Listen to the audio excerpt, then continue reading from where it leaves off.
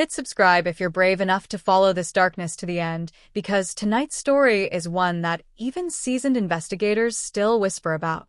The desert air of southern Arizona shimmered under the late afternoon sun as Border Patrol units swarmed a lonely stretch of Highway 286. Their radios crackled, voices tense, overlapping urgent. A black SUV, battered, smoking, and running on shredded tires, skidded sideways across the asphalt. The driver's side door burst open, and a man stumbled out before collapsing face-first onto the scorching ground. His hands were zip-tied behind his back. His mouth was taped. His ankles bruised, bleeding. What caught the officer's attention wasn't the state of the victim. It was the symbol carved into the SUV's hood, a wolf's head surrounded by 7 stars. It belonged to a cartel that authorities believed no longer existed. The Lobo Oscuro Syndicate, a group crushed more than 2 decades ago, dismantled after the arrest of its enigmatic founder, Rafael Caro, a man so elusive that even law enforcement could never confirm his true age, birthplace, or the full extent of his empire. Elence had vanished into a hole of international legal battles, sealed indictments, failed extradition attempts, and rumors of secret negotiations. By the early 2000s, he'd become more myth than man, a ghostly name in old case files. Until now. As the medics lifted the injured man into the ambulance, he ripped the tape from his mouth with his remaining strength and gasped out a name that froze every agent listening. He's back. Elence is back. The words rippled through law enforcement like an electric shock. That night, inside the high-security briefing room of the Tucson Federal Investigative Task Force, Special Agent Elena Rourke stood over photographs laid across the table, the SUV, the victim's injuries, and the wolf insignia. Rourke was known for her clinical calm under pressure, but even she hesitated before speaking. 20 years, she murmured. We dismantled them 20 years ago. Nothing about this symbol has surfaced since. Her partner, Agent Daniel Cross, looked unconvinced. Cartel nostalgia? Copycat criminals? It wouldn't be the first time someone tried to revive an old legend. Rourke shook her head. The victim isn't some dealer caught in the wrong place. His name is Miguel Valera. He's a forensic accountant for the Department of Justice. That SUV belonged to him. Cross's jaw tightened. So this wasn't random. This was a message. Valera regained consciousness hours later. His voice trembled as he recounted what little he remembered, being grabbed outside his Phoenix apartment, shoved into the SUV, and driven across the desert. They had planned to interrogate him. But before that could happen, another group intercepted them. Not rescuers. Rivals. That's when Rourke felt the pieces shift in front of her. So 2 factions knew where he lived? She whispered. 2 groups were after the same man? Valera nodded. They kept asking about sealed files, something called Operation Glass Veil. Cross scribbled the words onto his notepad. Glass Veil? That's not in any public database. Because it was buried, Rourke said, her voice lowering. And only one man alive knows what it contained. She slid a grainy, decades-old mugshot across the table. Rafael Caro. Sharp eyes. Unreadable expression. A face carved in shadows. But the picture felt wrong. Rourke flipped the photo over and placed another beside it, taken that morning, recovered from a surveillance camera less than a mile from where Valera was found. It was him. Older. Leaner. Weathered. But unmistakably the same man.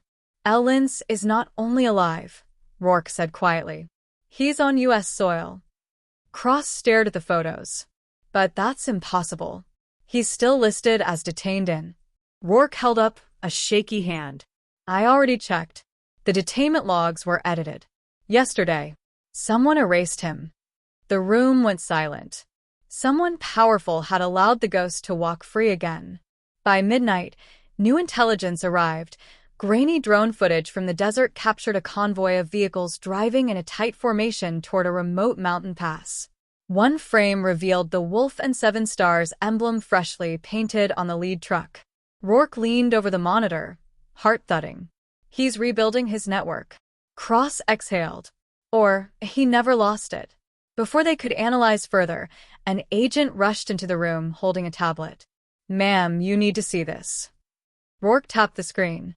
A single email sent to a dozen federal inboxes from an encrypted source. It contained only one line. "If you reopen Operation Glass Veil, more will follow." Cross blinked. "More what?" The agent swallowed. Scroll down. Attached was a photograph. Another victim. Same restraints. Same injuries. Except this one wasn't a government worker. This one was a federal judge. Rourke stepped back, pulse pounding. He's choosing targets connected to the old investigation. Cross turned toward her, fear creeping into his eyes. If he's back, what was Glass Veil trying to expose? Rourke didn't answer. She simply opened a locked drawer and pulled out a dusty, unmarked folder. A folder she hoped she'd never see again. Inside, a single line of text stood out in faded ink. Subject: Rafael Caro. Status: extradition authorized, but not executed. Rourke looked up, breath unsteady. Lentz was supposed to be in U.S. custody 20 years ago. But someone stopped it. Someone inside. Before Cross could respond, the building's alarms blared. An emergency breach alert. A security feed flickered on. A shadowy figure had entered the courthouse lobby. And he was holding Valera's stolen ID badge. Rourke whispered, "No, it can't be." But it was. Rafael Caro had walked into a federal building unmasked. And he was smiling. Shadows inside the system. The alarm screamed through the federal building, turning every hallway into a tunnel of flashing red lights. Agents sprinted in every direction, hands on holsters, radios blaring orders. But Special Agent Elena Rourke didn't move. She stood frozen as the grainy security feed flickered, showing the impossible. Rafael Caro stepped calmly through the courthouse lobby like a man entering a hotel, not a high-security government facility. He wore a plain, dark jacket. His silver-streaked hair was slicked back. His hands were relaxed at his sides. There was no weapon visible. No entourage. No fear. Just a single stolen ID badge dangling from his fingers as if daring them to stop him. "Where is he heading?" Rourke demanded. "East Corridor," an officer shouted. "Toward the archive wing." Cross's head snapped up. "He's going for the sealed records." Rourke didn't waste another second. She bolted from the operations room, Cross on her heels, pushing through waves of panicked staff and armed agents. Her mind raced faster than her footsteps. Why would a cartel legend walk directly into federal custody? What could he possibly want that was worth the risk? And more importantly, who had turned off the building's external perimeter alarms minutes before he arrived?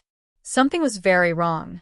Down in the East Corridor, 2 guards lay unconscious against the wall, breathing but completely incapacitated. No signs of a struggle. Just precise, clinical takedowns. Rourke knelt beside one. Pressure point choke. He knows exactly where to strike. Cross checked the other. He's avoiding fatalities. He wants time, not chaos. Ahead of them, the electronic lock on the archive door blinked green. Someone had already granted access. Inside, the archives were a maze of steel cabinets filled with sealed evidence, old indictments, encrypted drives, and restricted case files. Most investigators never even saw this floor unless they had top-tier clearance. The overhead lights flickered as Rourke entered, weapon drawn. The entire room was unnervingly quiet, except for the soft hum of ventilation and the steady pounding of her pulse. Cross moved to the left aisle, Rourke to the right. Cabinet after cabinet stood untouched until she turned a corner. Her heart jolted. There he was. Rafael Caro stood at the far end of the aisle, hands clasped behind his back, facing a steel cabinet marked Glass Veil, Evidence Class A. He didn't flinch when he sensed her presence. He didn't run. He didn't turn around. He simply spoke, his voice calm, rough, aged, carrying a strange mix of confidence and resignation. "I was wondering how long before you arrived, Agent Rourke." Her grip tightened. "Turn around." Slowly. He obeyed, hands still visible, expression unreadable. Up close, he looked older than his last known photo, but his eyes were sharp, clear, calculating. Cross reached their aisle and froze at the sight. "El Lince, this is impossible." Carrera smiled faintly. "Impossible is just a matter of paperwork." Rourke steadied her voice.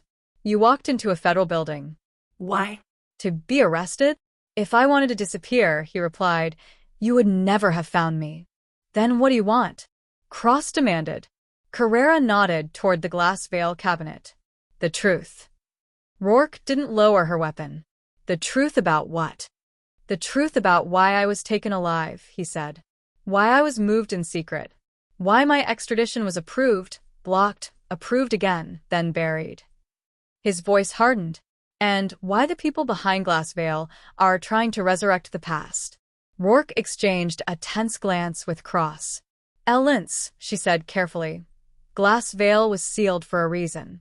It wasn't just about your organization." "I know," he replied. "It was about the people who protected it."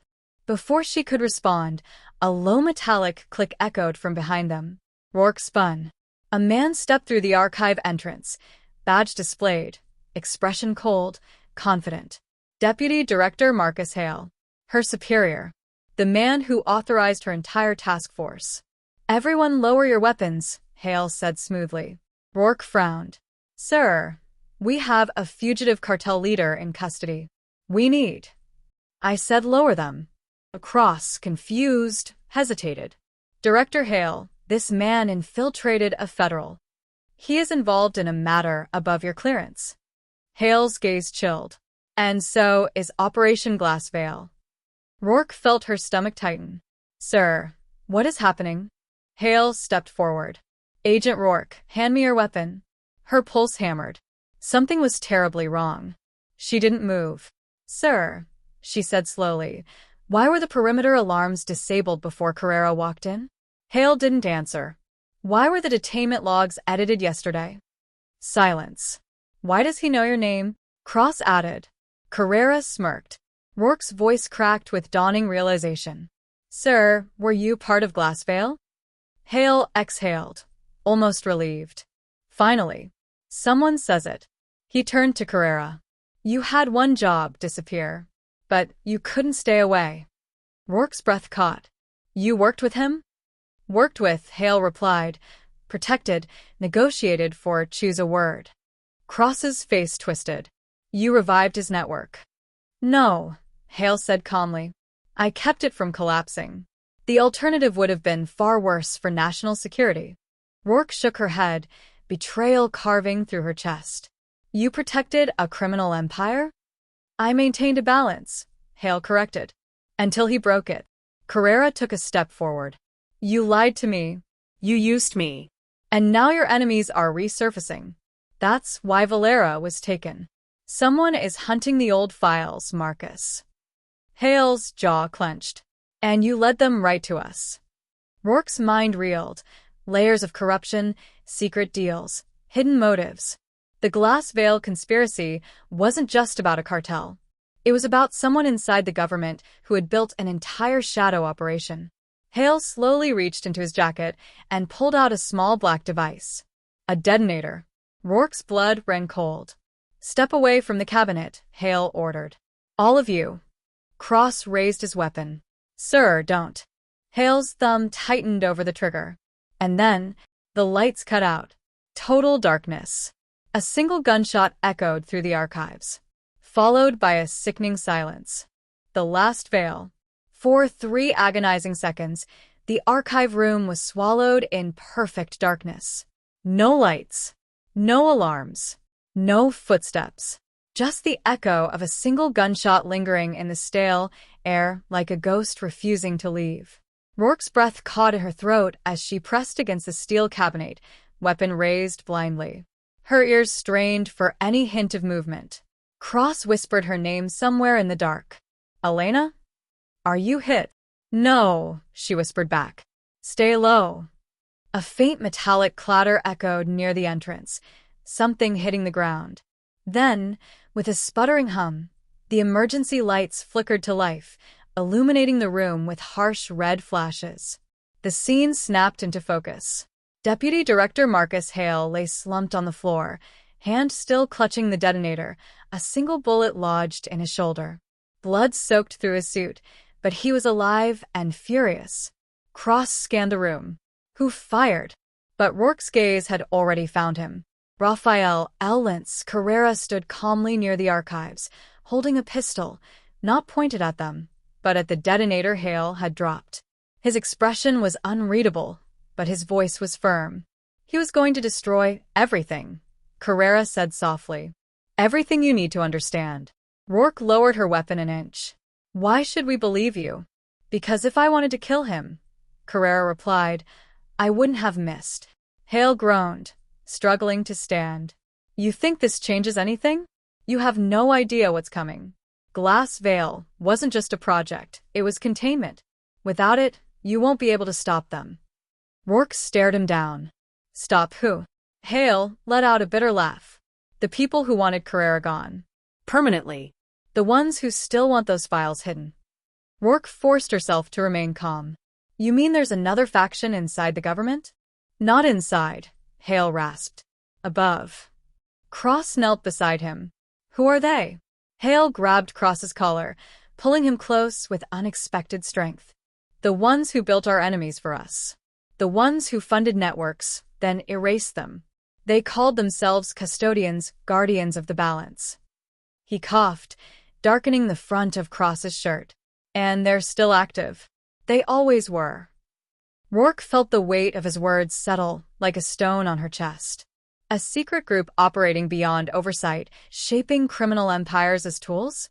And Operation Glass Veil? She asked quietly. Hale's eyes flickered with something like fear. Glass Veil was never about Carrera. It was about the people who controlled him. The room fell silent. Carrera took a slow step forward. For once, he seemed less like a legend, and more like a man buried under years of betrayal. They used me, he said. Offered protection. Promised justice. Told me my extradition would be political theater. And then they abandoned me. Rourke swallowed hard. Why come back now? Carrera turned his gaze toward the Glass Veil cabinet, still sealed, still humming softly with the weight of buried secrets. Because they killed my nephew, he said, voice breaking for the first time. A message. A warning. They want me erased, so no one uncovers the truth. Cross's face tightened. So, you came here to get the files and expose them? Not expose, Carrera said. Protect. Rourke frowned. Protect who? You, he replied. Your team. Anyone who gets close to the truth. Before she could respond, the building shuddered violently. The floor trembled beneath their feet. Somewhere far above them, an explosion rattled the ventilation shafts. Rourke's eyes widened. External breach. Cross checked the hallway. Armed units approaching, multiple signatures. Carrera stepped back, raising his hands. Not mine. Dark figures appeared at the far end of the corridor. Tactical gear, unmarked uniforms, moving with precision. No insignias. No badges. Just matte black helmets and suppressed weapons. Hale groaned. They found us. You brought them here. Rourke grabbed the archive keycard. We need to secure the files. Cross pulled Hale to his feet as Rourke scanned the lock.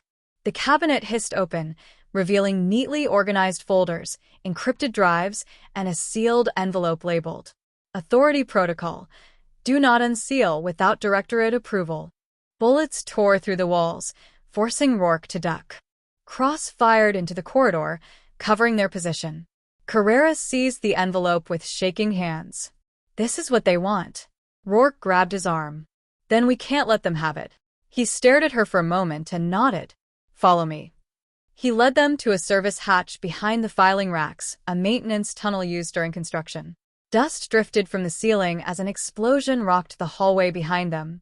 Cross pushed Hale through the hatch. Rourke followed. Carrera ducked in last, sealing the panel behind him. The narrow tunnel echoed with distant gunfire and collapsing metal. Rourke's lungs burned with adrenaline as they crawled through the cramped shaft.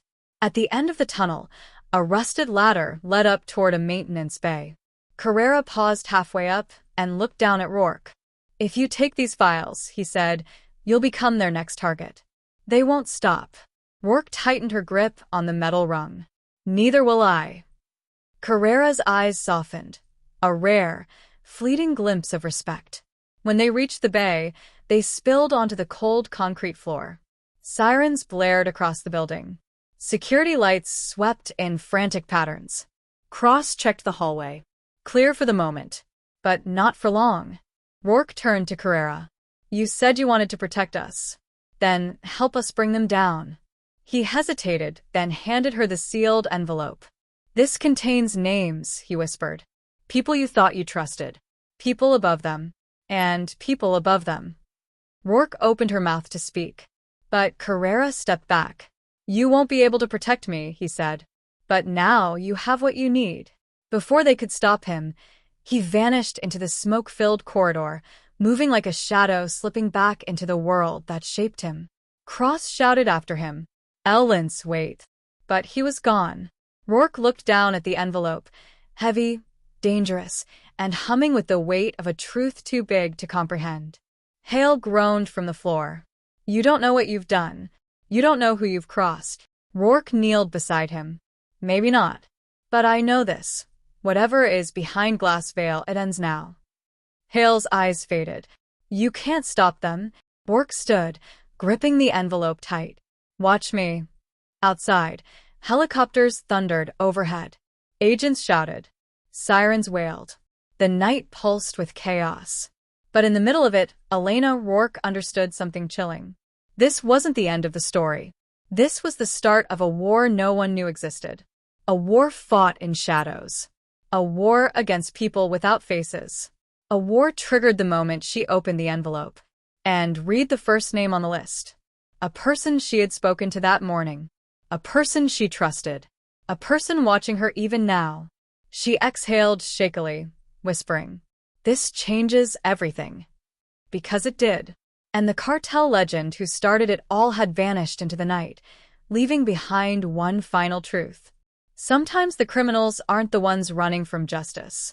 Sometimes they're the ones shaping it. If you think this story was intense, you're not ready for the next one. Subscribe so you don't miss what happens when the second name on the list disappears.